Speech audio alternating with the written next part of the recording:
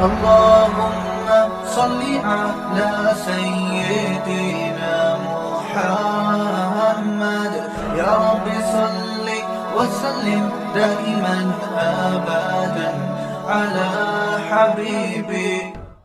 الحمد لله نحمده ونستعينه ونستغفره ونؤمن به ونتوكل عليه ونعوذ بالله من شرور أنفسنا ومن سيئات أعمالنا من يهده الله فلا مضل له ومن يضلل فلا هادي له ونشهد أن لا إله إلا الله وحده لا شريك له ونشهد أن محمدا عبده ورسوله أما بعد أعوذ بالله من الشيطان الرجيم بسم الله الرحمن الرحيم يا أيها الذين آمنوا كتب عليكم الصيام كما كتب على الذين من قبلكم لعلكم تتقون صدق الله العظيم وصدق رسوله النبي الكريم.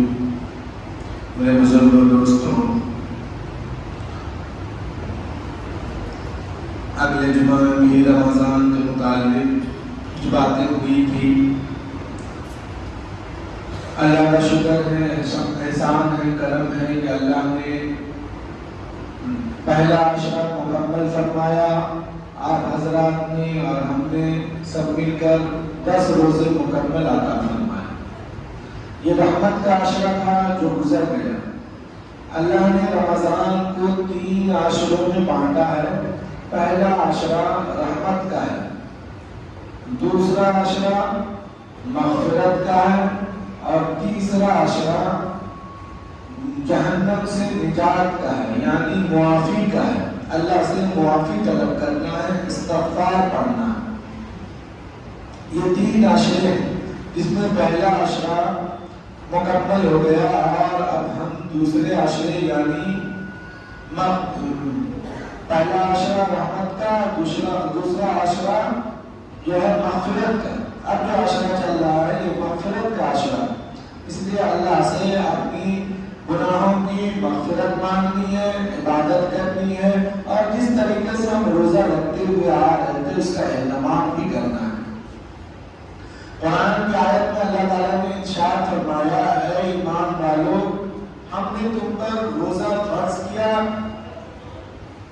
جس طرح تم سے پہلی امتوں پر روزہ فرض کیا تھا، تاکہ تم متقی ہو جاؤ، تقوی والے بن جاؤ، تمہارے اندر تقوی آ جائے. جب انسان روزہ رکھتا ہے تو اس سے کہیے وہ چاہے اکیلا میں یا گھر میں ہو یا باہر ہو یا کہیں سفر میں ہو یا کسی حالت میں ہو، وہ وضو بھی کرتا رہتا ہے تو اگر کلی کے لیے پانی ڈالا تھوڑا سا پانی گلے تک چلا جاتا ہے تو انسان جو ہے اس کو بہت مشکل سے اس کو باہر کرتا ہے اور ڈرا ہوا سا رہتا ہے کہ پتہ نہیں حالت میں پانی تو نہیں چلا گیا، مجھ سے کوئی گناہ تو نہیں ہو گیا. ڈر کتنا موجود رہتا ہے اللہ کے لیے اور اپنے روزے کے لیے کہ ہمارا روزہ خراب نہ ہو جائے، کوئی پانی کا قطرہ حلق سے نہ اتر جائے. ہم اس کے لیے اتنا خیال رکھتے ہیں کہ اپنے وضو میں اور اپنے غسل میں ہم ایک قطرہ بھی پانی کا جانے نہیں دیتے حلق کے اندر، جبکہ کوئی مجھے دیکھ نہیں رہا ہوتا کہ ہم نے پانی کا قطرہ اندر کیا ہے یا نہیں کیا، لیکن پھر بھی ہم اپنے روزے کی حفاظت کرتے ہیں. کس لیے حفاظت کرتے ہیں؟ تاکہ ہمارا روزہ جو ہے خراب نہ ہو. اور روزہ کس لیے رکھتے ہیں؟ روزہ اللہ کی عبادت ہے.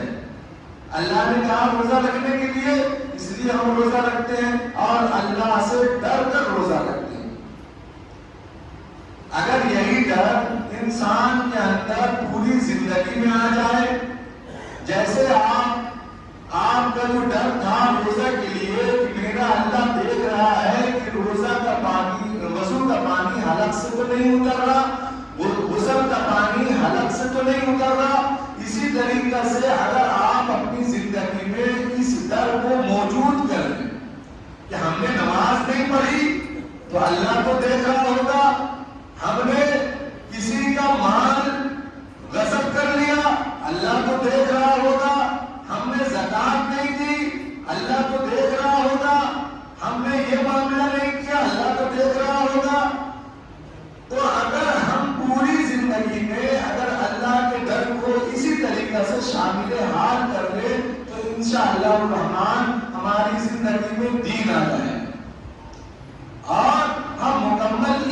والے بن جائیں.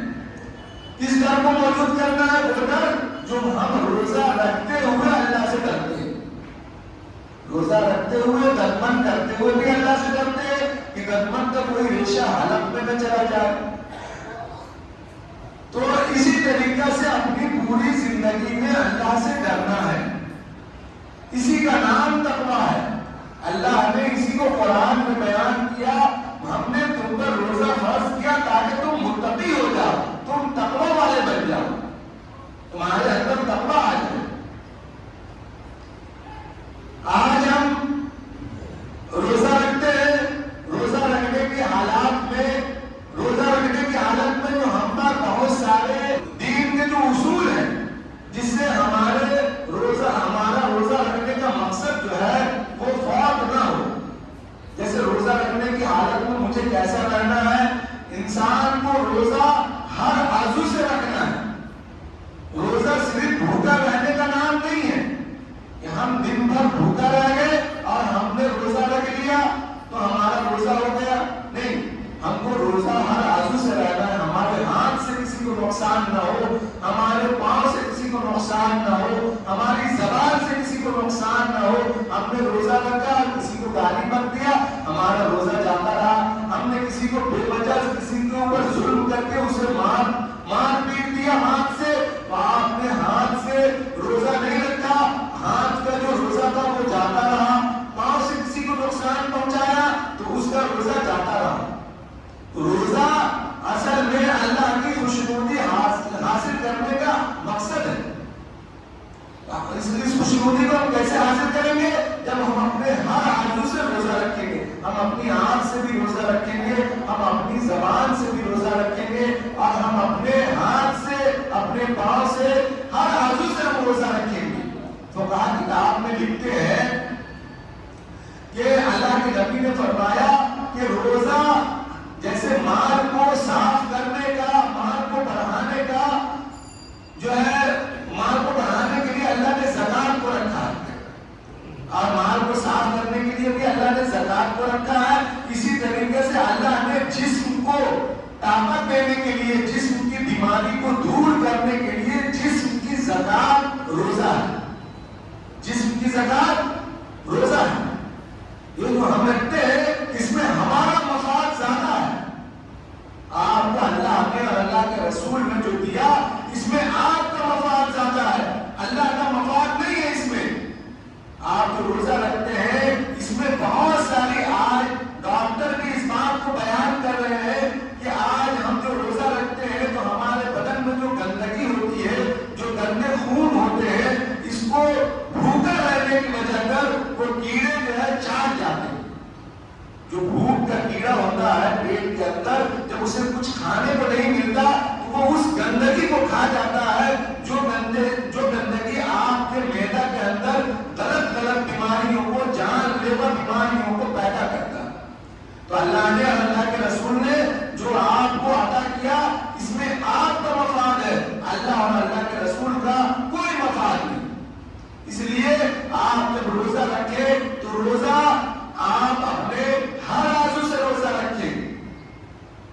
اب کچھ مسئلہ ہے, لوگ بار بار پوچھتے ہیں کہ آپ غیر مسلم کی دعوت میں جا سکتے کہ نہیں, غیر مسلم آپ کی افطار میں آ سکتے کہ نہیں. تو آپ اگر جانتے ہیں اس غیر مسلم کو یا کسی کو کہ اس کا کاروبار کو یا اس کا لین دین کو کہ اگر وہ سودی کوئی کام نہیں کرتا یا کوئی شراب کی دکان نہیں ہے یا کوئی ایسا غلط کام نہیں کرتا جس سے اسلام میں منع فرمایا گیا ہے, تو بے شک آپ اس کے دعوت افطار قبول بھی کر سکتے ہیں اور آپ اس کے یہاں جا بھی سکتے ہیں اور آپ اس کو بلا بھی سکتے ہیں. اللہ کے نبی نے خود غیروں کے یہاں دعوت بھی کھائی ہے اور آپ نے دعوت میں ان لوگوں کو بلایا بھی ہے. دعوت میں بلانے کا مقصد ہونا چاہیے کہ یہ اسلام کے طرف ہماری جو شکلیں ہیں وہ دیکھ کر یہ اسلام کی طرف مرغوب ہو جائے, اسلام کی طرف چلا ہے. اگر آپ نے کسی اور وجہ سے دعوت میں بلایا کہ ہمارا کاروباری نہج ٹھیک ہو جائے یا یہ